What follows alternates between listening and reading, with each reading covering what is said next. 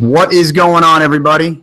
This is Nunzi, one of your angry hacks, and welcome to the Angry Hacks podcast on this beautiful Wednesday night.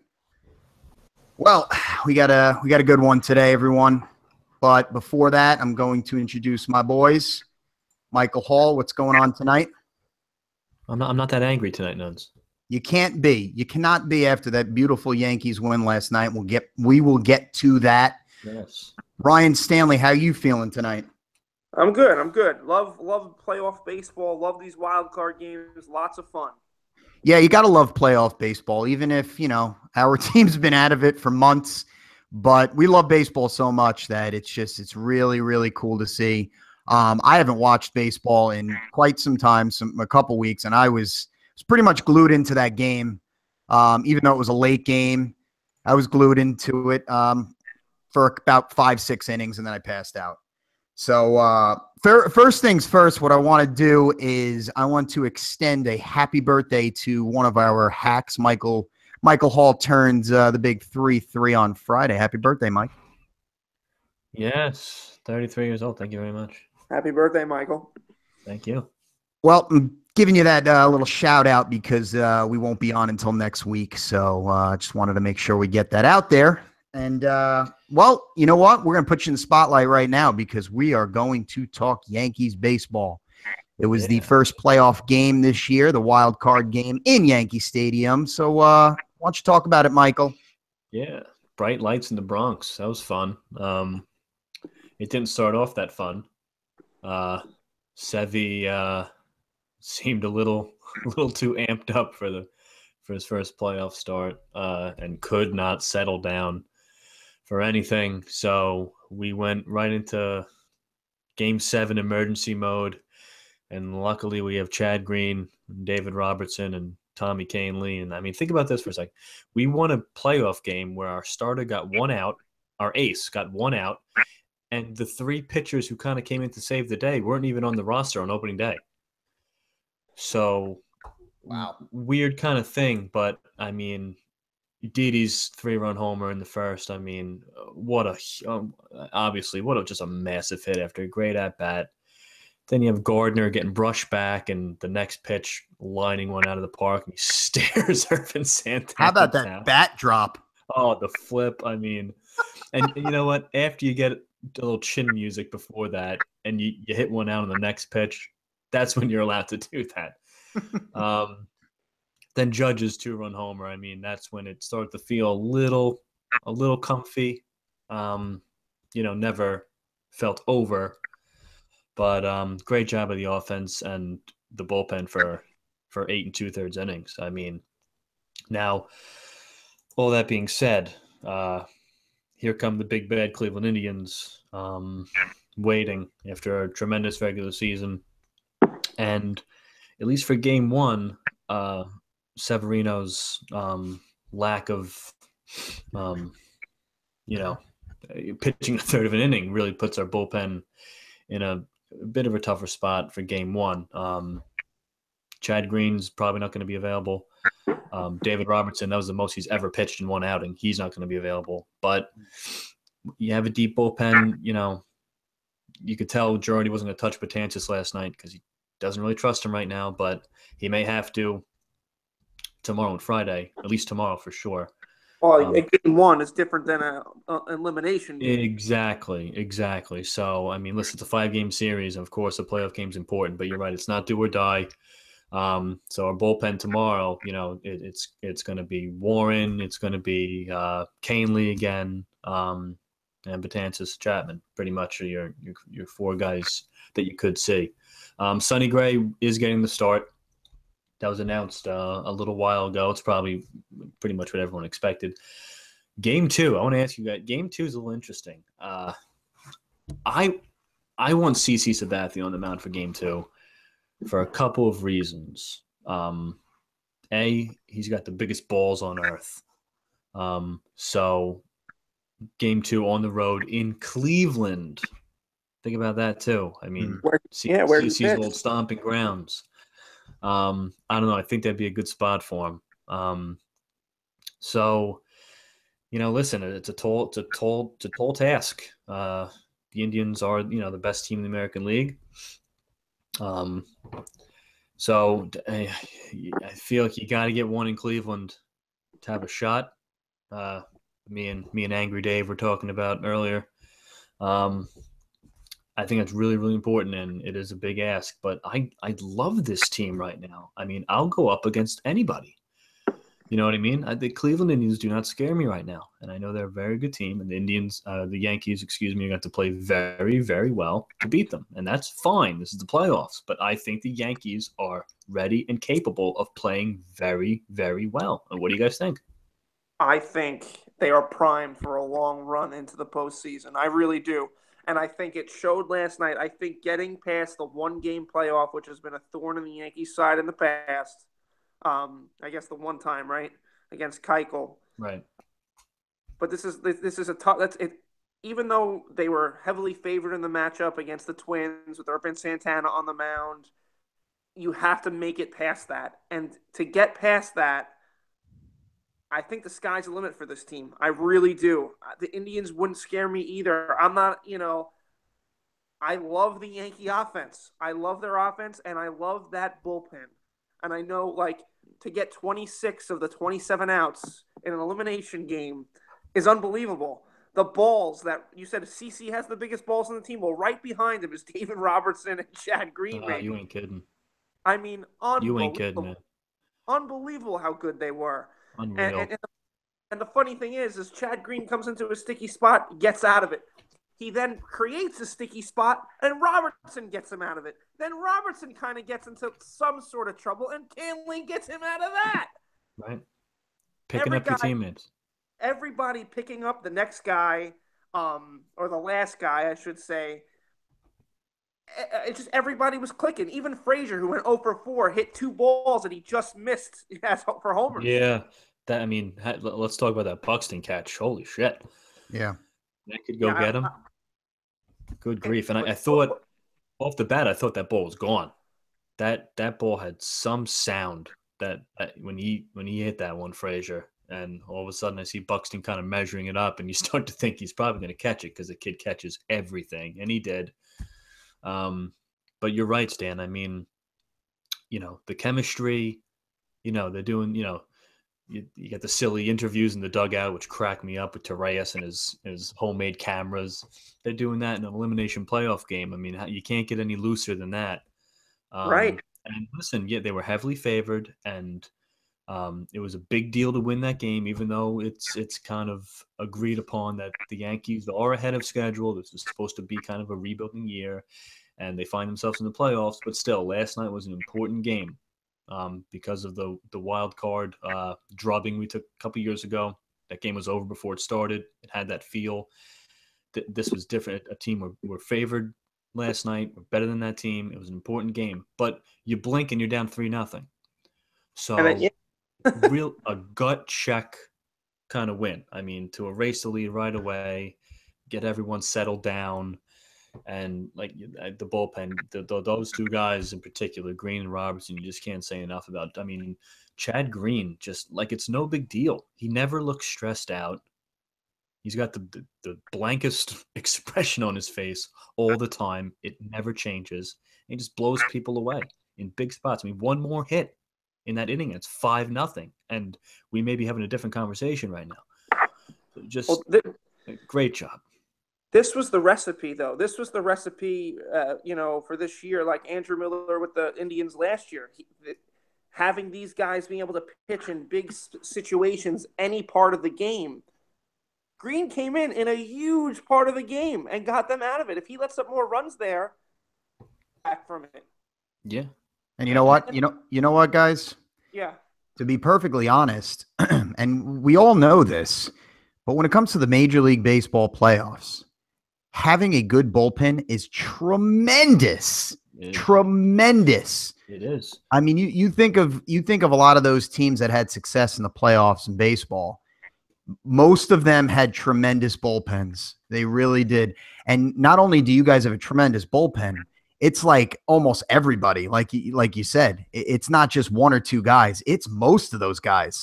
Yeah. And if the Indians got to be a little scared about that, because You got a team that now let me put this in perspective from this last game that I watched a little yesterday. So they go down 3-0 really quick. It's first inning. You don't think that's a big deal anyway, but in a playoff a one playoff game right here, wild card, you lose, you're out. It sometimes it feels, it feels like it's really tough to come back from that. But after that 3-0, I felt like the crowd never was out of it. Even down 3-0, it felt like it was just the beginning of the game still, and it was 0-0, and Severino's getting right out there on the mound. And Severino, I mean, you can't be worried about that, Mike. And I know you're not, because you even said, it's his first playoff game in Yankee Stadium. He's a young dude. He's gonna do that. It's gonna happen. But I think coming into this next series, he will learn from those mistakes. And I think he won't be so amped up in a way that's going to rattle him, is what I'm trying to say. And he's going to pitch like the guy we saw all year. I mean, he was amping it up at 199, but it was just all over the place. Well, he like you said, this is his first playoff game. It's in Yankee Stadium. It's his first playoff game in the history at any level of baseball. Wow, that's amazing right there. Yeah. That's amazing. And just to finish my little statement here, like I said, that the crowd was never out of it, even at 3-0. 2 home runs, the solo home run to begin the game, and that 2-run shot that was a laser that got out of there. And as much as I cannot stand Girardi, that's just me. I don't like him at all. He made a great move pulling him that quick. He gave him the quick hook because he knew and he believed in his bullpen. And dude, like you said, Mike, Green came in there and was just stoic. He was focused, and he just mowed those 2 guys down. To me, that was the biggest part of the game. Biggest part of the game. Yeah, like you said, with the crowd not getting out of it, one more hit in that inning, they probably are. So, Green and the way he did it, just 2 spectacular, just blown by fastball kind of strikeouts, just pumped some energy back into the building. And then, we put the first 2 on, ground out, or however Sanchez made the out, and then boom, 3-run homer by Didi, and now the place is rocking. It exploded, and it was we were getting down to business at that point. So, I mean, tremendous win. So we'll see. I mean, it's now Cleveland's throwing Trevor Bauer game 1. You gotta love that as a Yankee fan. Gotta love it. And Cleveland, I think. Tito Francona just basically said Kluber's normal rest puts him in game 2, and that's a big deal to us. So that's about it. Now, here's what's interesting: the series. We're talking about Severino. He's obviously going to get the ball again, and everyone's got all the confidence in him that he's going to pitch like Luis Severino. Now, say the Yankees go down 0-2, playing a very good team. Severino's normal spot, normal day rest, would put him at game 3 on Sunday at Yankee Stadium. Do you give a 23-year-old kid who just had couldn't even get out of the first inning in his first playoff start, the ball in another elimination game against the reigning AL champion, or do you throw Tanaka? You're Joe Girardi, Ryan Stanley. What do you do? I don't think it matters, because if you got to throw him game 3 there, if it's his normal spot in the rotation, you want to keep him on the regular rest that he's been used to all year. Because I know it's an elimination game, but even if you win, game 4 is going to be an elimination game 2. So every game needs to be managed like it's game 7. Oh yeah, no, I agree. So I think you go with him. You have to hope that the jitters, the first playoff in his career, you got to hope he just got it out of the way. Yeah, I'm with you. I really like it. I mean, this guy, Mike, this guy's gonna be your ace for a while. So he's got to show it in the playoffs. You got to give him some confidence. If Girardi gives him the ball, doesn't that give him even more confidence? Like, wow, dude, my coaches, he's giving me the ball in this huge spot. I mean, that's awesome. I mean, that's got to give you so much confidence. And I think a guy like that, so young, so starstruck, I think that's important for him. Absolutely. And listen, I think the most important thing with the series now is we're not the favorites now. Last night there was some pressure on the Yankees, even though, like I said, it was kind of, oh, we're ahead of schedule. We shouldn't be in the playoffs right this early, but here we are. But there was a lot of pressure last night. They should have won that game, and they were expected to win that game. Now we're playing the big bad Cleveland Indians, and we're these baby face kids from the Bronx who are probably not going to give them much shot to beat Cleveland. So we're playing with house money now.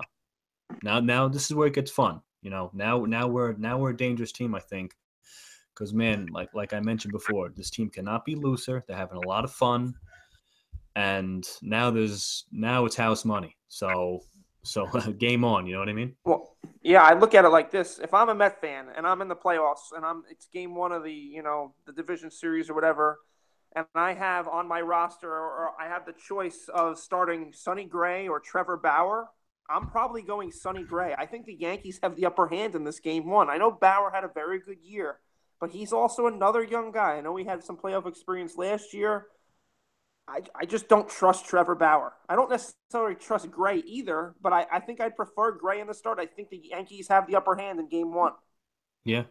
And listen, the way we hit the ball out of the ballpark, Bauer's home run, his home run fly ball ratio is really high, even high for him compared to his career average this year. So if we can get some balls up in the zone and we can hit a couple in the seats, put some pressure on that team game one, and that may help us too.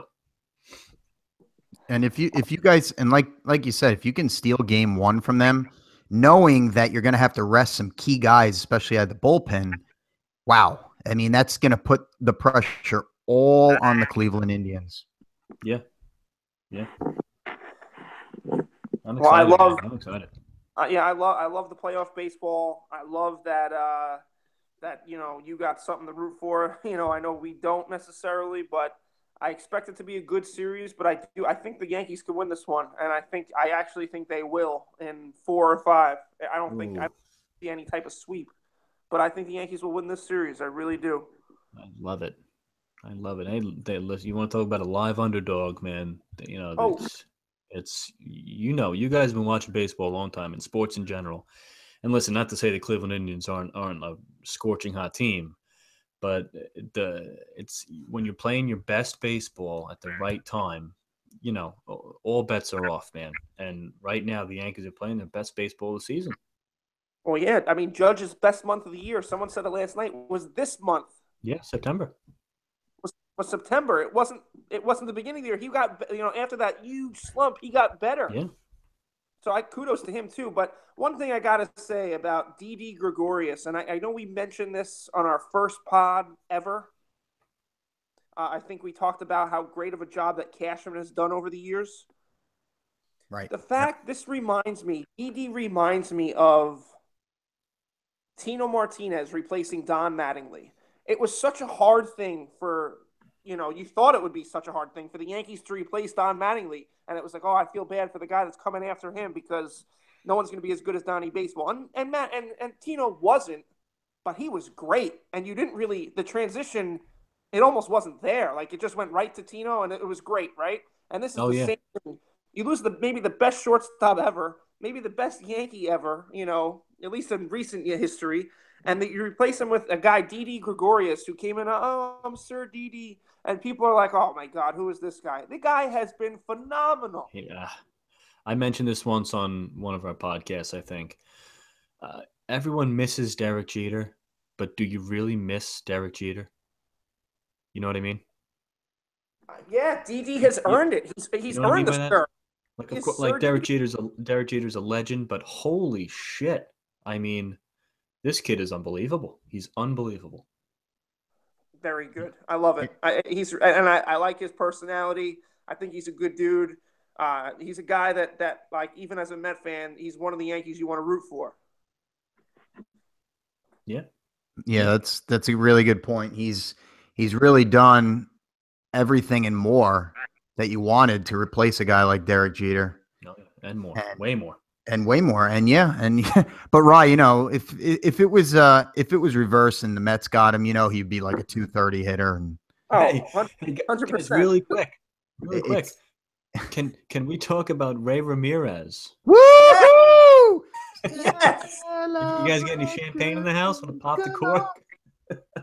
Dude, when I got that text, I was working and I got the text from our buddy Smalls, and he texted me Ray Ramirez is gone. I had to do a double take, and then I quickly looked it up, and I was just elated, Rye, elated. Oh, You know what the funny part is? They kept every other piece of that medical staff but him. It's a long time coming. maybe they finally thought or realized maybe this is Ray Ramirez's fault, or partially.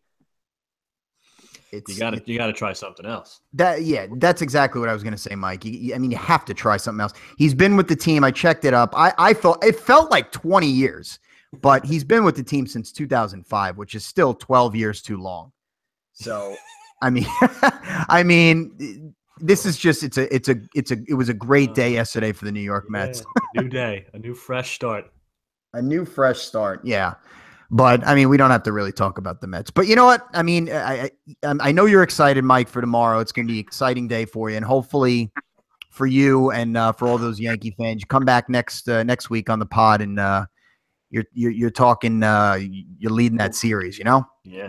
So that'll be a fun chat. It will be a fun chat. It'll be a great chat. But let's switch some gears here, and let's talk some football because. We're in the threshold of week 5 now of the NFL season, which, guys, I don't know about you. It's going really fast. Well, time flies when you're having fun, doesn't it? Well, we're not really having fun, but yeah, shut your mouth. Sorry, guys. No, it's really flying by, and I'm enjoying every minute of talking football on these podcasts. So, that just keeps us going, I think, right? That just keeps us going. But, I feel like there's really nothing more that we can say that's different from what we have been saying the past couple of weeks about this Giants team. It's been the same thing. It's the same issues. Now, for me, this is how I'm going to look at this next game, right? For me, I know this is going to sound not dumb, but this is going to sound pretty much like, duh. For me, all facets of the game just need to play well. I know that sounds kind of no shit, right? No shit. But it's kind of true because when you look at the 4 games that this team has played, and we've talked about this, those first 2 games, what was our issue? It was the offense, right? Our defense was picking up from last season. They were playing great football. It was our offense letting us down. The whole offense. Then the last 2 games, third game from the fourth quarter on, the offense has picked it up and scored over 20 points, and now the defense sucks. You can't make the shit up. If all facets of the game, both sides of the ball, plus the special teams, if they can all play well in one game, I think we win a game. It's plain and simple, no? I think you're right on the money, and if they can both play well for a few games in a row, we can be right back in this. This might be the most entertaining game ever. It's the Chargers and the Giants. Both teams should not be 0-4. No. This might be the 2 best 0-4 teams ever to face each other. Could be. At 1 o'clock, there's no good games on. This could be one of the better games at 1 o'clock. From 2 0-4 teams, like you said. It should be close. Well, I will say this, and I got to apologize a little bit to this offensive line a little bit, because we bashed the shit out of this unit those first couple games. And the last 2 games, man, I have to say it's been a strength for us, which is unbelievable for me to say, but it's been a strength. And I just want to ask you, Rye, because we talked about this before the game last week. DJ Fluker, what did you think of his performance? No, I mean, I think I said the other day, when you don't hear anything wrong, like you said, he might have one penalty, but when you don't hear anything wrong, that's a good thing. And I never saw, pressure on Eli's right side. So I think he did a great job. Yeah. And you know what it is too? If you notice, and I'm sure you did, with the offensive line giving Eli just a little bit more time, Eli was able to be more comfortable in the pocket, and he was actually still getting the ball out quick. We were still doing those short little slants, little drag plays, but it was more comfortable. It wasn't like he was throwing off his back foot and kind of hurrying his arm motion forward. He had a little, even if it was a split second more time in the pocket, and was able to set his feet, have good footwork, and able to put the ball on a dime. And it showed, because if you look at his completion percentage, it was pretty high the last two games. Very solid completion percentage. It was just, and Ryan, we've talked about this, it was just those drop balls that's killing us at key moments. Yep. If we can cut those drop balls out, I have full confidence in Eli that he could still win us games. I mean, I questioned it a little bit, but after seeing the last 2 weeks, I have full confidence in him that he could win us some ball games. So let's freaking do this. Let's freaking do this. I mean, I don't understand. We could easily be 2-2, but like you said, like you guys, said that the Chargers can easily be 2-2 as well. So it's probably, I don't even know what to expect from this game. Is it going to be a dogfight? Are both teams going to score in the high 20s, maybe the 30s, or is it going to be a low scoring game? Is both offenses going to be duds and finally our defense starts to play well again? I don't know. I mean, I gotta see something from this defense, because if we play really bad a third game in a row, then I'm going to get kind of nervous. I don't know about you. I'm going to get kind of nervous. I mean, I'm nervous already. We're 0-4. I mean, I'm nervous. Sound like you're in a tunnel. I took a step back to take a drink, but yeah, I'm back from the Holland Tunnel. I'm in it. Quench your thirst from the tunnel. Need to quenched. But no, I mean, I don't even know what I'm saying, but I fully expect us to be there and be in it this week. This game could be a blowout either way. This game could be a dogfight, a low-scoring game, or it could be a shootout. I have no idea. Just win me a damn game. Yeah, please just win us a damn freaking game. I'm nervous already. I just don't want. I mean, I just want to get those nerves. I get the monkey off the back. You got to get the monkey off the back, because if you don't get it off the back this game, you're 0-5 and you're done. You're pretty much done. Yeah, 0-5 done. I still have some glimmer of hope at 0-4. 0-5, we are freaking finished. Stick the fork in us. Finished. Stick a fork in us. Dog meat. Done. The fat lady will be singing. Singing in the tunnel. That was pretty good. But I think the last thing I really want to say about this game is I'm interested to see what Mr. McAdoo does with Wayne Gallman. Is he going to start him this game? Is he going to not play him much this game? Because I think for an 0-4 team, and then you finally see a runner actually, run well, I think it's a no-brainer. This guy's got to play. He's got to play some snaps, man. I think he rushed the ball 11 times last game. I think he's got to get it up in the teens this game. Give him a shot. If he sucks, he sucks. I'm so happy you said that, Ryan. That's exactly the thing I'm looking for in this game. This Chargers team has been terrible against the run. I know that doesn't mean much because we've sucked so bad, but maybe it helps a little. So I think we had our best running situation of the year last week. We face a team that's terrible against the run that let up like 130 yards to LeGarrette Blount last week and a bunch and like 40-something to Smallwood. I could see this could be the game where we actually have a running back get over 60-something yards, which is like 100 for every other team. So, and And I think Galman's the guy. Galman, you just got to do it. McAdoo, you better start him. I mean, Perkins is banged up. Darkwad's banged up. I know they might be getting better. Vereen's banged up. This is the only fully healthy guy we got. Yeah, you nailed it on the head. And another thing on the other side of the ball, we're really struggling against the run, which is really it's boggling my mind as well, because we got a run stuffer in Snacks Harrison in there. I'm just not getting it. I guess our linebackers are not quick enough to the holes. I don't know. I can't really explain it. It's not something that I've kind of focused on when I'm watching this team. Can you help me out, somebody?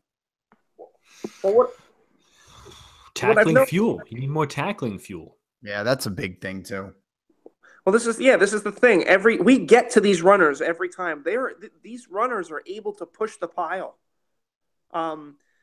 I know LeGarrette Blount's a big runner with the Eagles when we played in that game, and he was able to push the pile. I know last week we played. This past week we had another running attack that made us look terrible, and it wasn't like a big back like LeGarrette Blount. I mean, Rodgers, I guess, is a bigger back. He did, and the same thing.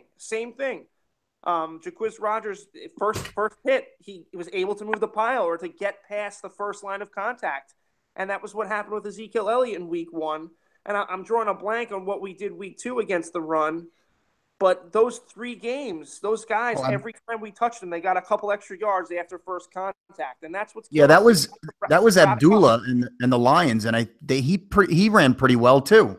That's right. He did. So all 4 guys. Oh, and I remember, Abdullah, every time he would get his first contact, he would still be able to get 2 or 3 more yards after that contact because we're not wrapping these guys up. It's almost like, I think it was Kiwanuka, like years ago. That guy, he was like afraid to get a penalty for bringing a guy down to the ground. He had him wrapped up and he let him go, and the guy scampered off for like a bunch of yardage because he was afraid a flag was going to be called. That was Vince Young. Yeah, right. Sideline. I remember that play.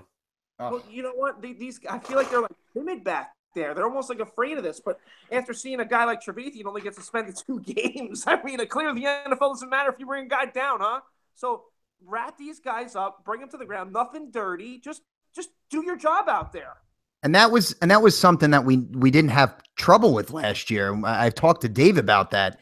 Is Mike, we had the tackling fuel. We were able to wrap guys up and put them on the ground right away. We didn't need 2 or 3 guys to gang tackle a guy. It was just, we got him down first contact. It's hurting us this year.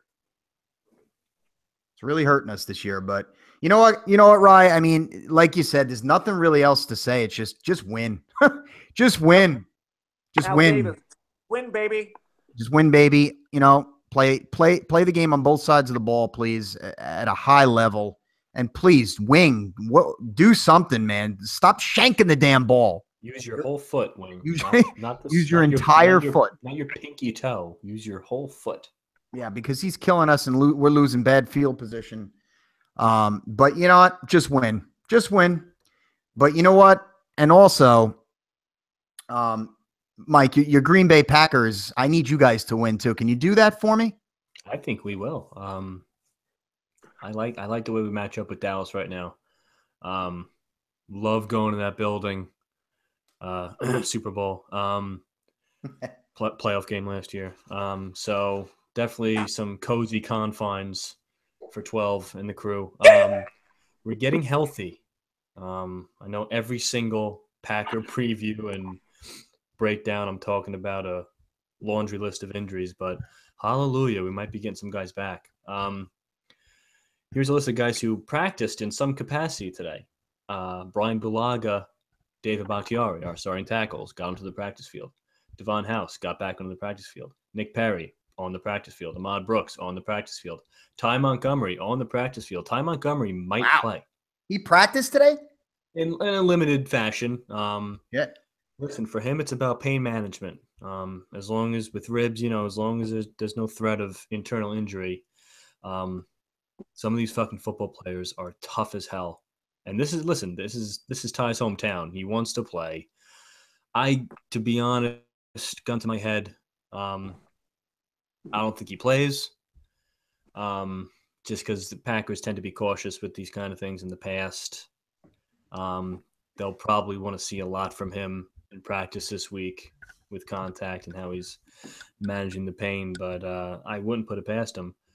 Davante Adams was at practice today. He Sick son of a bitch. Either that hit somehow wasn't as bad as it looked because it looked like death, or he's the toughest son of a bitch to ever walk the face of the earth.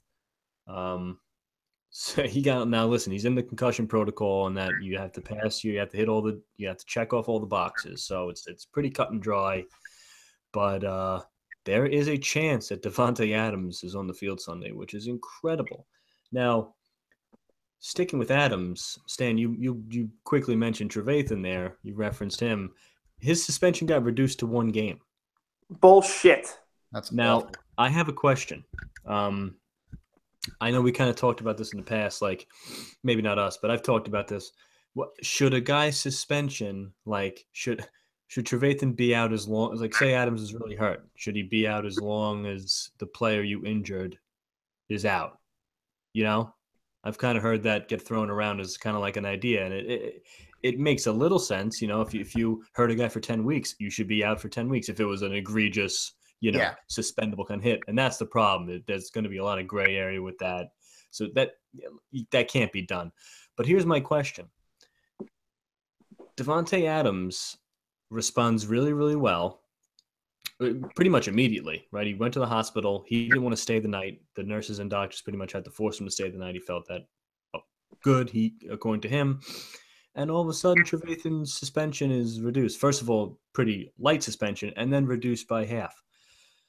You think if Davante Adams was seriously hurt, like say, God forbid, you had a neck injury, you had, heaven forbid, some kind of paralysis. I don't even want to go down that road. But say it was really, really bad. Do you think the suspension would have been longer? Do you think that has something to do with it? Yes. See, I don't like that at all. But I agree too. But don't you think so? Yeah. The potential for a serious injury should be the only thing that matters. I agree. It's like if I hate to bring this up, but I mean, say I don't know, I won't use this certain reference. I'll switch my reference. If I punch somebody in the face and I knock them out, just say, and they're okay, or like, you could punch somebody in the face, it can't hurt, but you can punch somebody in the face, you could kill them. It's right. Either way, it's not okay. The potential is still there to hurt that person on a dirty hit or a dirty play or a dirty punch or whatever it is, and it's not okay. No, I agree. So I do think this plays a part in the way they think, but this also goes back to what I said the last pod about the NFL never knowing what to do in a certain situation. No, I don't care if you're wrong at times, but at least stick with your wrong. Why do you change shit? It's like we talked about the Mets having 20 guys in a room talking about decisions. Like, I feel like the NFL is doing the same stuff, like having too many guys in Goodell's ear, or maybe just one lunatic in Goodell making these terrible decisions and changing them. I don't understand it. Maybe. Just stick with the 2 games. Why are you lowering it? First of all, it should have been 4 to begin with. I don't know. I don't understand what's going on here, but I do think that if he was hurt more, it would have been longer. Yeah. And I didn't want to open up a can of worms with this suspension again, but listen, it is what it is. I'm just happy Adams is okay. Trevathan is a scumbag anyway, and he's on the Bears, so he can go fuck himself. So moving on, I think that I talk about it a lot. This Dallas offensive line is a shell of its former self. They just can't block as well. And we have Matthews playing at a high level, Nick Perry in the club on the other side. If Daniels can get on the field, now Mike Daniels got on the practice field as well. He was really limited. He was kind of just in that Wednesday, opening walkthrough, but he was on the practice field, so it's encouraging. If he can get on the field, I don't see Dallas really blocking us all that well. I think the Packers match up really, really well right now. I know Dallas has a little playoff revenge on their minds, but I don't think Green Bay is going to be any less motivated than Dallas to win this game. I feel good about this one. So, Nuns, I think if you want a Dallas loss this weekend, I think the Packers can provide that for you. Well, I'm hoping, and something I would like to mention too that goes kind of unnoticed for this Packers team is, with all that great offense that they have, they are top 10 defense right now. Yeah, Oh. they played well. It's a top 10 defense right now. And listen, they should be. I mean, even last year with the problems they had in the secondary, they were really, really good against the run. So that doesn't make sense to me. Now, because you ask a defensive coordinator, the first step is stopping the run, and everything else kind of falls into place. But when you have such a high powered offense, teams are going to be playing catch up. That's natural, and they're going to be throwing the ball a lot. So you're going to give up a lot of passing yards. So you got to take those kind of stats and rankings with a grain of salt. But we try to address the back end every year. I think we really found one in Kevin King here at corner. Kid looks really, really good. And Clinton Dix and Morgan Burnett are one of the best safety tandems in the league. It's clicking right now, and I think we can slow Dallas down as well. We've done really good against tight ends this year, which is surprising. But yeah, top 10 defense. You're right about that. Yeah, it's only 4 weeks. You know what? We'll see, but it's a good start. Right, it is a good start. And it's gonna be really interesting, and that's a game I'm gonna be tuned into for sure, since the Giants play at 1. And I'm just I'm hoping, because I love when Dallas loses. Love it with a passion. It's probably my favorite thing ever when they lose. Do you think Joe Buck and Troy Aikman might be calling this game? It's 100% possibility. If that means anything to you. Well, that's a lock of the century right there. You said they're a top 10 defense through only 4 games, but in the NFL world, 4 games is a quarter of the season. Oh, listen, I know. I think that's just me, cautiously optimistic, because I've been watching pedestrian defense for a while now, but I like the defense has gotten meaner over the last few years, and that starts with 76. Mike Daniels, he brings such an attitude, and it permeates the whole unit. So I'm excited. I think the Packers will and should win this game. They're underdogs, but I like them down in Dallas. Yeah, me too. I like them too, and that would bring them to 4-1 with a win, which would look really nice. And to be honest with you, if I'm looking at the teams right now in the NFC, I like them as the best team right now in the NFC. I really do. I would have said Atlanta until last week, but I like Green Bay, and it's Green Bay with a whole slew of injuries too. So just imagine they have all their guys out there. But that just tells you about the coaching on this team, man. And you mentioned it, Mike, about the offensive line coach. You mentioned it, and I think it's so big. This coaching has just been excellent this year so far. Yeah, and I like McCarthy does a cool thing. He always promotes within. They rarely reach outside the organization to replace. But I think Edgar Bennett, who was a former great running back, coached wide receivers for a while. You had a former a former offensive lineman be a wide receiver coach. You had a former receiver be a running back coach. So these coaches can bring different elements to a position group that can really, really help. So all of a sudden, now you have wide receivers who are getting offensive line instruction on how to block. And guess what? They're going to be really good. They're going to be a lot of help in the run game. Or, running backs getting tips from a former wide receiver as their coach in the room. So it's a good program. It's a good system. And, McCarthy runs a good ship. I always trust him. And the results have been there. So. And he likes to say protocol. Loves protocol, process. Preparation. The 3 Ps. practical. I don't know. Just throwing P words out there. Prognosis. Well, Pragmatic. let's go. Let's go. Let's go Packers at 4. Ryan, I know you're with me on that, obviously. 100%. 100%. Let's go Packers at 4. Like you kind of said, it's there's not many great games this week. There really isn't. And Ryan, you said maybe that Giants Chargers game is one of the best at 1. Obviously, we're going to be watching that. If you're kind of an outsider, Rye, is there another game that you're kind of interested in at 1? No. Hey, Jets, No. Simply no. Jets Browns. You're joking, Jets Browns, but like I said, the last week I had a good laugh with the Jets and Jacksonville. I think you can get the same good laugh factor from Jets Cleveland, and the Jets could be 3-2 after this week, which is incredible. Niners Colts. I mean, you got some powerhouse matchups here at 1. I would say this only because they're an underdog. I would say the best game at 1 is Buffalo Cincy because I can't believe Buffalo's an underdog in this game. Cincy's been so bad. I know they won this week, but they beat Cleveland. How is Buffalo a 3-point dog? Just because they're, I don't know, just because I guess they're just there on the road. That's the only thing I can think of. Yeah, they're saying they're evenly I matched guess, but if they're giving the Bengals 3, right? Yeah. Exactly. So, yeah, it's I know the Buffalo's getting 3. Yeah, right. Sorry. Yes.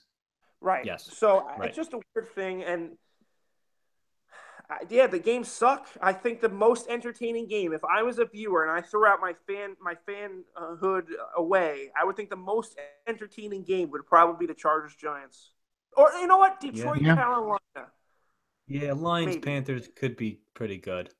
Could be, yeah. All right, that's the best game at 1. I missed both teams. 1:00. Detroit's been really good this year. Let's see if they're for real. Carolina finally turned it on last week, but they still won a couple games early, so they have a good record. So you know what?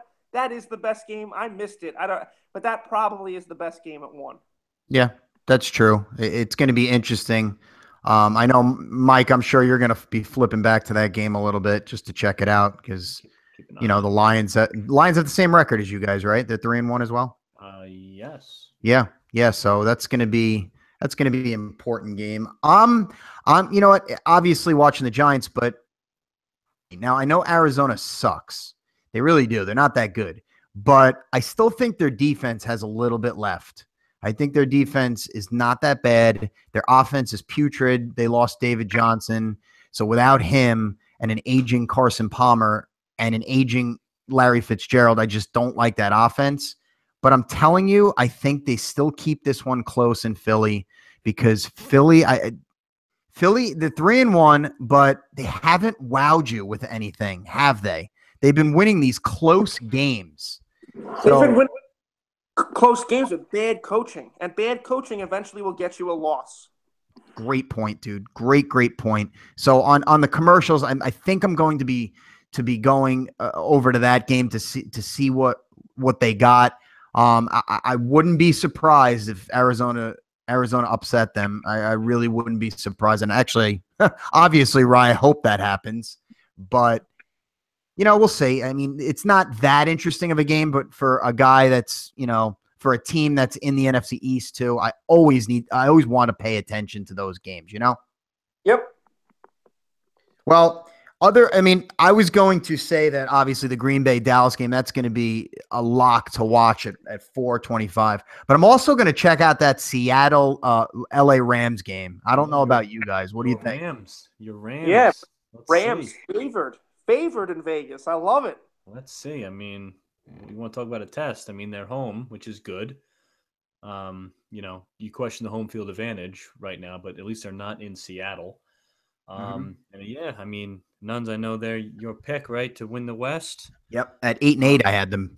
Well, hey, it might do it. And listen, here's your test. It's the NFC West bullies for a long time. So good. And you know what's funny about those two teams in the last couple of years, when the Rams have just got awful, they have still taken a few games from Seattle. Yeah, that's been their crutch. Seattle. 2 years ago, remember the Rams won in Seattle, and Seattle would never lose at home. And it was like a very pedestrian Ram team came in, and Jeff Fisher, was doing fake punts and all the crazy stuff. Yes, and it worked. That's right. It worked. Was that might have been the year that they stole both games from the Seahawks? I'm almost positive that's exactly the case. Yeah, Jeff Fisher and his bushy mustache. 70s porn star Jeff Fisher. Oh, definitely. But yeah, that'll be a game that I will go back and forth with them in the Dallas Green Bay game, because that'll be quite interesting of a game. And you know what? Like you said, if the Rams win that game, man, that's their division for the taking. It really is. It's their division for the taking. But I have to say, after our first 2 games of just god-awful offense for Seattle, Russell Wilson has brought them back from the dead. He really has. He's on my fantasy team, so I know he's playing really, really well. My other fantasy team with, Rye, you and BJ in that league. So yeah, no, I know. And Russell, as much as that offensive line has sucked, he is clearly not the problem there. He's very good and very capable of making a run with this team. And good game. Go ahead. No, I'm just going to say this is a good game this week. I'm excited for this one, too. It is a good game. And actually, guys, the night game is actually pretty damn watchable. You got the Kansas City Chiefs going into Houston, who just put up 57 points with just an unbelievable player in Deshaun Watson, who I think now he's going to be really good. I watched a lot of that game, and he looks real good. It's against the Titans, who were supposed to have a better defense, and he made them look real silly, guys. What do you think of that game? Very, very good game, and I think this is one that I think Houston can win this game. I agree. I know Kansas City's undefeated, but this is a big game for the Texans. Nationally televised. New young quarterback. In Houston. Good home field advantage there. That place is going to be out of control. Yep. I think the Texans just seem like they're like a hotter team than Kansas City right now. You know what I mean? Even though I know Kansas City's undefeated, I feel like Houston's got a little more mojo right now with Watson. And listen, the Chiefs, short week. I think they got an injury or two on the offensive line. They almost lost to the Redskins, and the Redskins were totally banged up on defense. I think the Texans got something going here, and I think they can win the game. Yeah, I don't dispute that at all. I really don't. And you guys know Chiefs are my pick to win it all. And this is their litmus test right here. I think this is their litmus test. This could be like, as people call it, a trap game, but I think Houston's better than a trap kind of game. Yeah.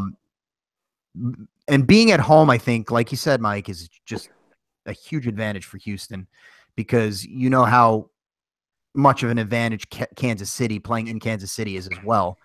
So it's going to be an interesting game, but can I see the Kansas City Chiefs going in there and winning? Absolutely. Oh, sure. Absolutely. Because that team's good. That team is very good. I think the Chiefs are better than the Texans for sure. I think they're a better football team for sure. Yeah. But right. The Texans have a little mojo going. They got a little something going. Their defense is flying around now, playing a little bit better. They've always had a good defense last couple of years. Ryan, what do you think of this game? Oh, I'm definitely watching. Kansas City's defense has been good the last few years, but this year they haven't been great. If you actually look at the games, they've let up a lot of points, but you can score on Kansas City, and I could see the Texans winning this one too. I do think Kansas City's better, like Mike says, but I think the Texans can win this one, like I felt like last week against the Titans. And they ended up destroying them. I don't see that happening here, but I definitely can see them winning. Now, this is a game I'm tuning into, but guess what, boys? Monday night, great movie night. What is Ryan Stanley's movie selection this Monday night? What are we saying? No clue what I'm seeing yet. Maybe just a little, maybe a little DVD. I actually rented this movie. Vikings Bears. You're not going to tune in. You know what? The only reason why I tune into this game is because Mitch Trubisky's going to be starting, and I just want to see what he's got. So I will tune in. So, but by half, it's Mitchell, right? It's Mitchell. Okay, I'm sorry, Mitchell. Mitchell Trubisky. Kevin Mitchell, Trubisky, whatever. I mean, by halftime I'll probably have a movie on, but I am going to tune in to see how he does, and if the game's good, I'll keep it on. Yeah, it's kind of something to watch on a Monday night. It's football, and especially if you have fantasy implications as well.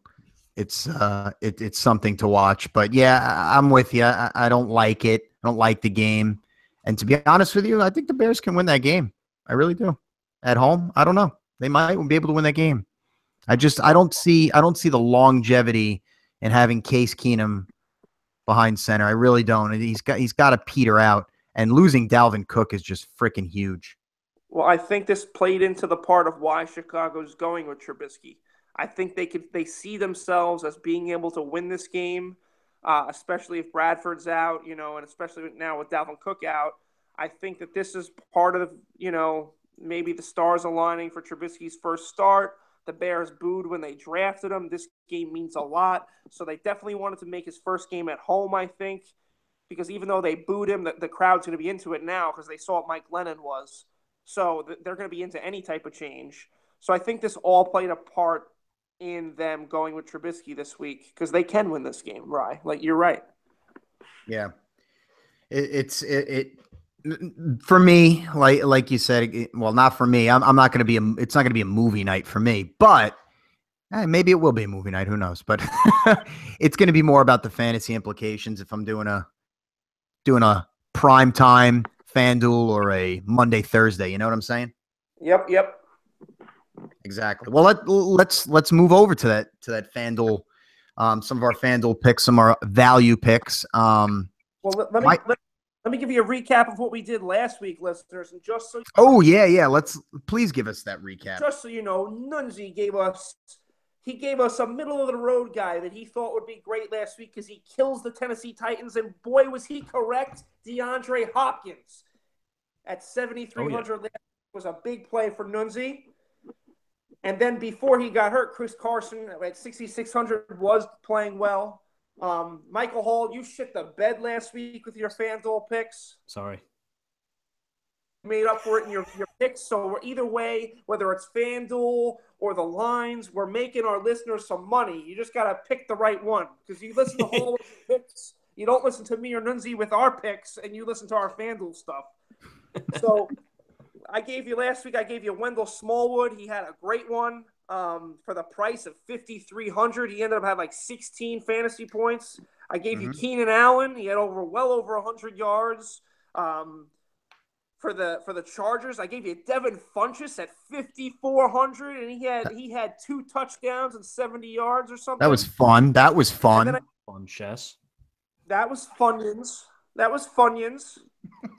And then I gave you Frank Gore and Joe Mixon. Not as good, but they both got what I said they would do. They just never capitalized. They got the touches that I thought they would get. Joe Mixon just sucked.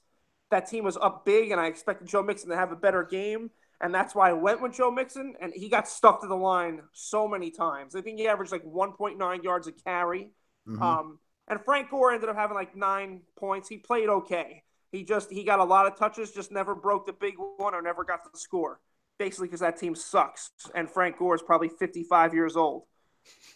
Something like that. But for the price in the 5,000s, I didn't think they were bad. So, Rye, take us away. I feel like QB is very tough week to week to try to find something that's valuable. But you ready, Rye? You're going to like this one because I think this is a value pick because I think he's going to have a great game at home. Eli Manning at 7,000 on FanDuel. I'm so Why pissed not? you said it because I take him every week, and I'm taking him again, baby. Yep. So, guys, listen up. 7,000 for Eli Manning. That's really cheap for a quarterback, and he can easily put up plus. Yeah, 20 points plus. It is. It is actually. So Eli Manning's my QB. Anybody else have any other QBs? I have one. You go, Mike. And I have a little QB wide receiver stack here. Go ahead. And hear me out. Okay, hear me out. Oh, God, here we go. The combined price, both guys, is only 13-1. Wow. Okay. It's Blake Bortles and Allen Hurns. Now, hear me out. I'm hearing. They're in Pittsburgh. Okay. they're going to be getting blown out in the Okay. third quarter, going into the fourth quarter. And then Okay. who is the king of garbage fantasy since he's been in the league? Blake Bortles. Couldn't And be more true, bud. it's going to happen again. Roster him. You're going to be pissed off for 3.5 quarters. And then at the end of the day, you're going to be sitting right where you want to be with that price point. And I think Hearns is going to be on the receiving end of one of those garbage touchdowns. He'll throw 2 in the fourth quarter. They'll still lose. They'll probably even backdoor cover that 7.5 number. Bortles and Hearns, because he is the garbage king. Good cue. Good cue. What is he going for again? 71. 71. A little bit more than Eli. Go ahead, Rye. Hearns is $6,000. So who's your cue, Rye?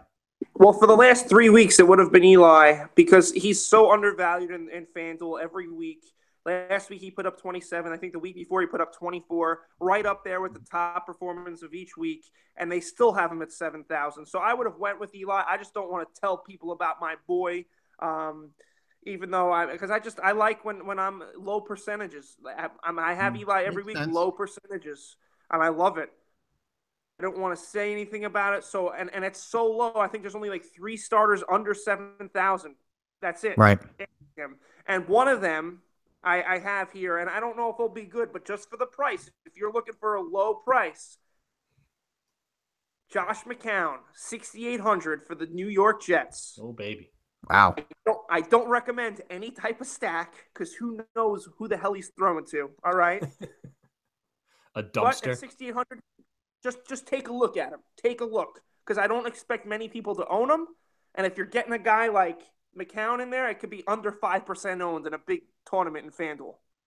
That's a really interesting one because they are playing Cleveland, so that might be a really nice value. He hasn't gone over 15 fantasy points yet. But, Rye, this may be the day he gets over. If he gets 20 fantasy points, I mean, that's freaking gold. You stole something right there. So I agree.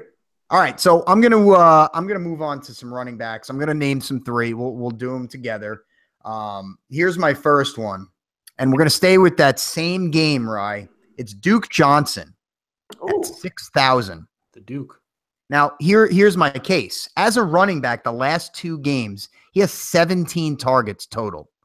I mean he's more of the receiving type running back, and he is getting the targets. They are looking his way now. It's probably garbage time targets, but hey, they're targets. And where targets come, receptions come as well. And he's been getting the receptions, the yards, and he's actually his last 2 games, both of his touchdowns are rushing touchdowns. So they're giving him the ball close to the goal line. So that's my first one. I really like that pick.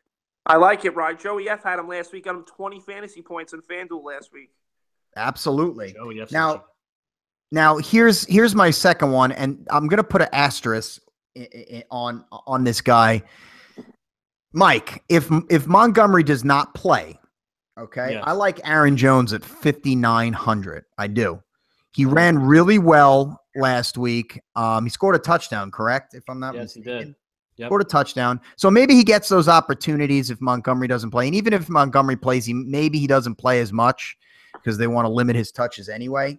So Right. I like the price point there at 5,900 on a high-powered offense. He's going to get his touches if he's the number one guy there. And my last guy, Rye, you're going to like this one too. I mean, I'm stocking the Giants. What about Wayne Gallman? What about Wayne Gallman? 5,200. Love it.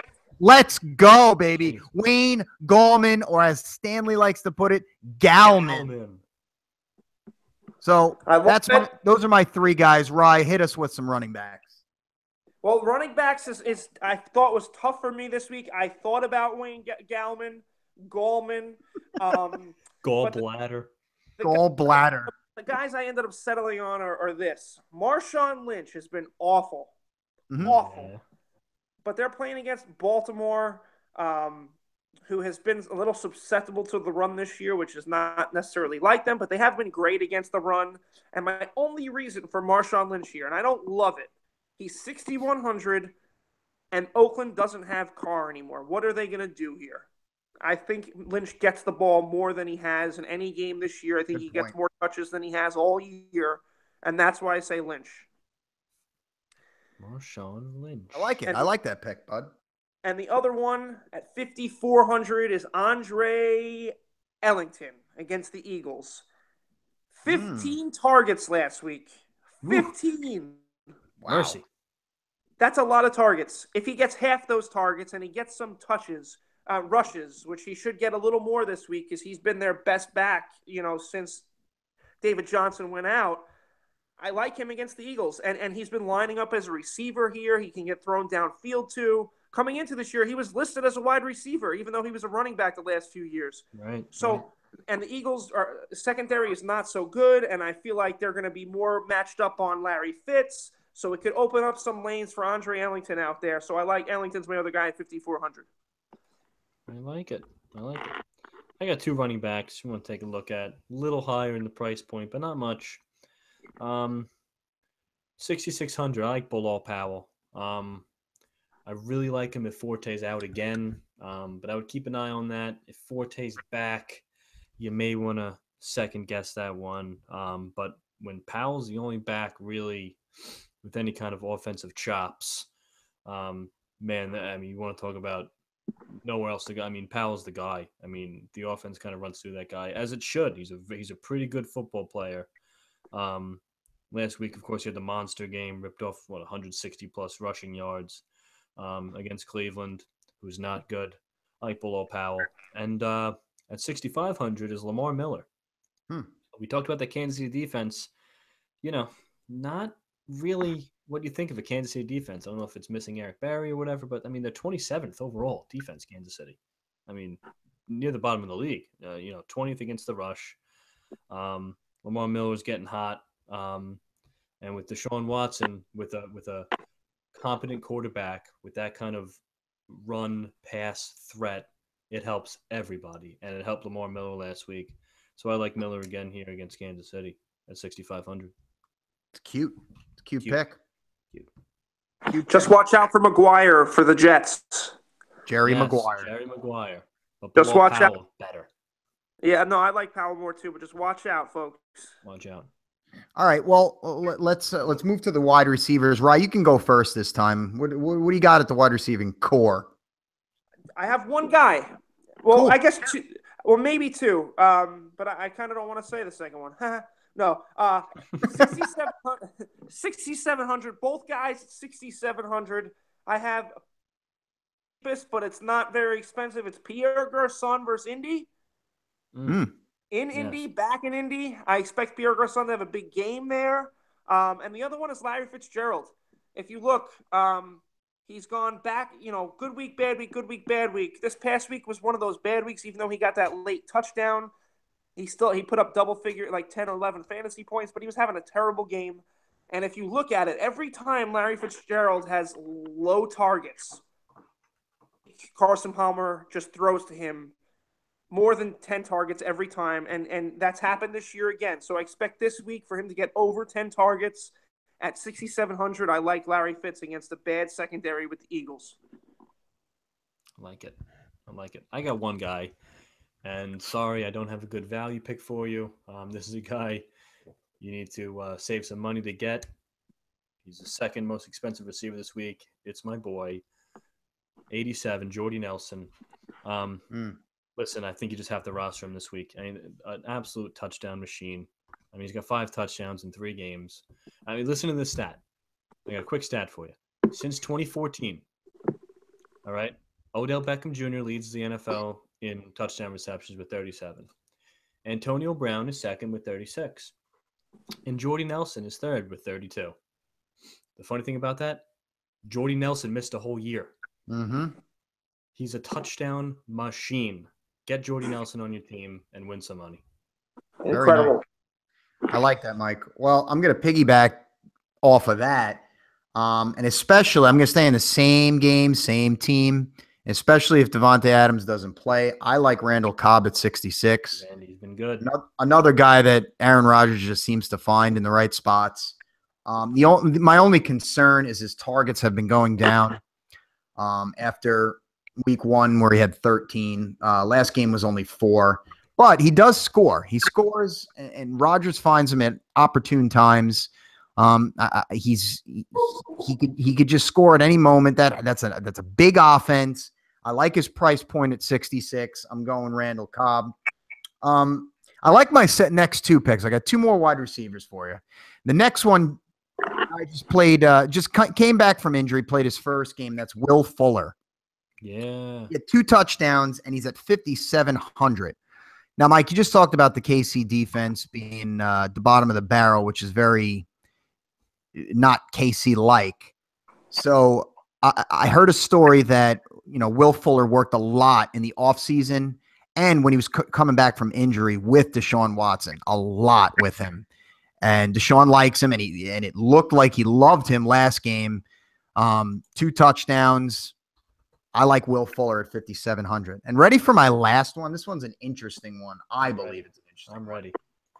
Okay. It's a rookie from Pittsburgh, Juju Smith-Schuster. Juju. You want to go real cheap at 5,400. Guy's getting better each game. Not many targets, but I think Ben likes him. And now at home against Jacksonville, who's just not looking great lately, I think he's primed for at least a touchdown. I think he's playing a lot better than their number 2, Martavis Bryant. And, those rookies sometimes they have a good chunk of games in a row. And while the iron is hot and he's still cheap, I'm going with him at 5,400 in some lineups. Like it. And I'm going to throw in my last value FanDuel guy as a tight end. And Rye, you might hate this, and I'm not going to play him, but I think he is a good play, and I'll let other people play him. But it's Hunter Henry against the Giants at 5,200, just because I know how bad the Giants are against tight ends. In every game this season, they've let up a touchdown to a tight end. Yeah. So I think Hunter Henry is actually a very good value play there. I think so. So is Evan Ingram.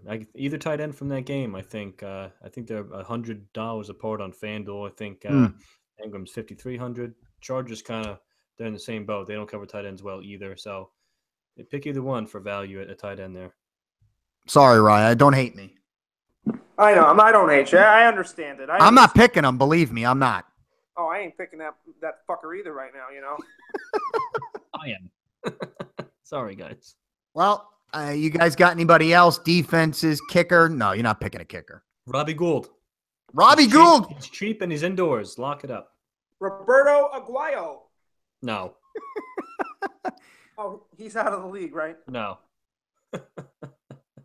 No, I think he's still kicking field goals in the Tampa Bay parking lot during the beginning of the game. So wait, how much is Ray Finkel this week? I think because a lace is out, he's 4,000.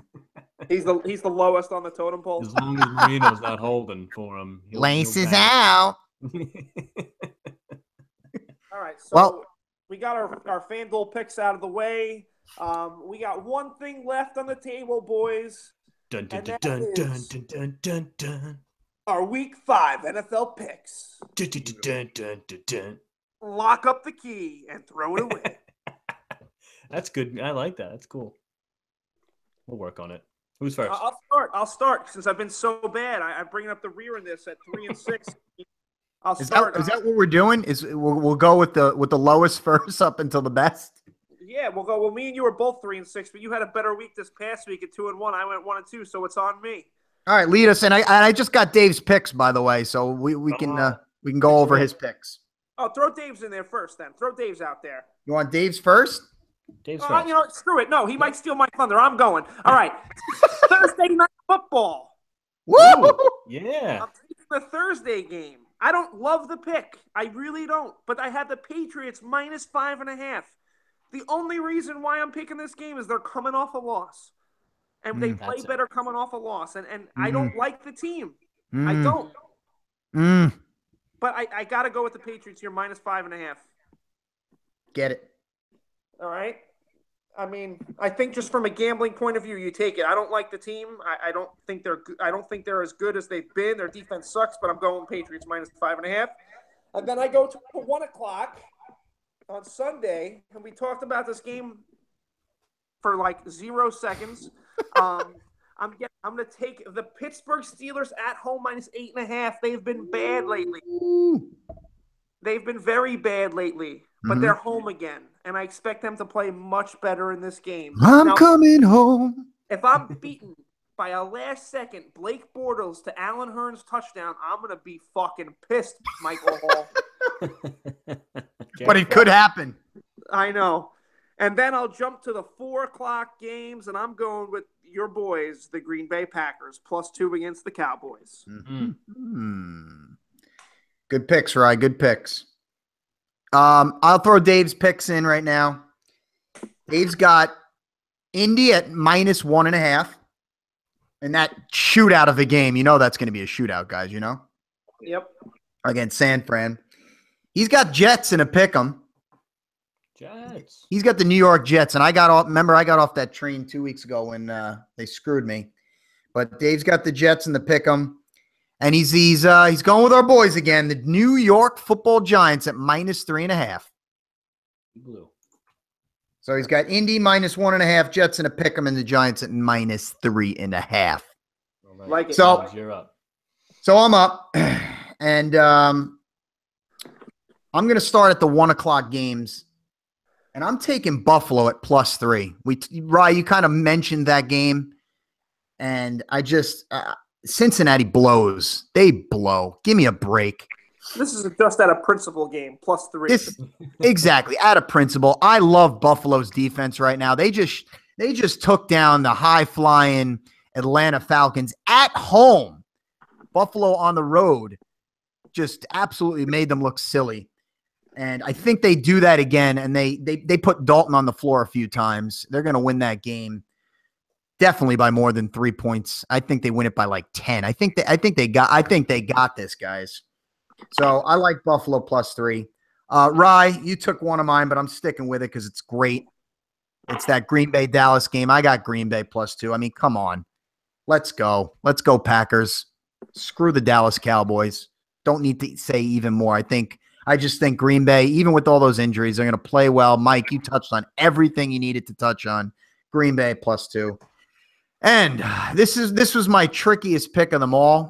But since this was one of my big picks of the year, I'm sticking with it. And I know this could be a tough game for them. It's that 8:30 Sunday game. I'm going Kansas City at -1. They're going to win that game by a field goal.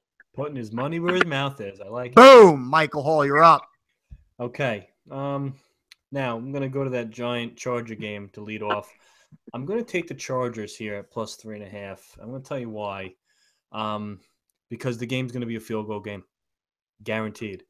And I actually think, the Giants lose by last-second field goals every week. The Chargers lose by last-second field goal every week. So how the hell is this game not going to be decided by a field goal? And to be honest, I think the Giants win this game.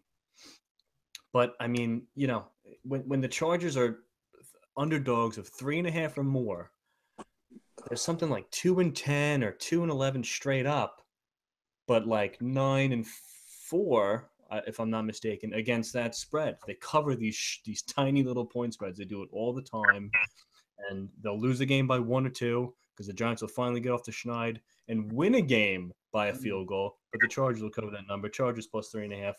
Number 2, I'm going to Monday night. I'm taking my Chicago Bears, my lovely, lovely Chicago Bears, +3. Nunzi, you touched on it before. Losing Dalvin Cook is massive.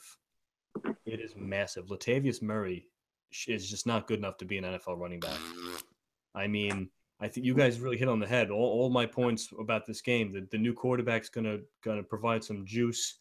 Got a little bit of extra rest. The Bears haven't been awful as long as they don't turn the ball over by kicking it to the other team. Let's be honest. They should have beat Atlanta. They beat Pittsburgh at home. They're home again against a team with no running back and who knows, a dummy at quarterback. And they're getting 3 points. So Chicago +3. And my last pick, I'm touching the money. 2 hands into the honey jar. I never bet my Green Bay Packers. But them getting 2 points feels like stealing money this week. We touched on a lot of points with them. I got one more. You guys took this game too. I got one more stat to make you feel a little better about it. Aaron Rodgers, when he's got 9 or more days of rest to prepare for a football game, is 16-4. And they win by an average of 7.5 points against a pedestrian Dallas defense. Sean Lee might not even play. I didn't even mention that. I mean, Packers +2 all the way. So give me Chargers +3.5. Give me the Bears +3. And give me my Green Bay Packers. The G is for greatness, not Green Bay, at +2. All dogs, lock it up. Well, I'll tell you one thing, guys. It was almost a clean sweep with the Packers-Dallas game because Dave originally said Packers, but then he went with Giants. Oh, okay. So it would have been a clean sweep. But the three of us were all on the Packers for this one, huh? That's good. Yep, that's going to be a loss now. That's not a jinx. Well, we'll see how that goes. It would be really nice if we all did really well for 1 week all together collectively. It would be kind of fun to see. But yeah, that was awesome. But hey, guys, great discussion today. I mean, I felt like we were really into it and just got it going. I hope everybody enjoyed the show tonight. We'll be back probably next week. Mike's going on a little mini vacay. Yeah, he's got his little birthday celebration this weekend. So he'll be gone for a couple days. We will all be gone for a couple days. We'll be back next week to break down how week 5 went. Ryan, let's hope we come back with a Giants win so we can kind of smile a little bit. No? Oh, that would be nice. That would be really nice. Be really nice. So I hope you guys enjoyed the show. Make sure, I'm going to say it every week, make sure you guys you check us out on our YouTube channel live usually. Please view it and also hit us up on SoundCloud and download our podcasts on iTunes as well. Get on that Twitter, man, at The Angry Hacks. Tweet us, retweet us, ask us questions. We'll get back to you. But, until next time, enjoy a great football weekend, and we will see you next week. Enjoy the night, guys.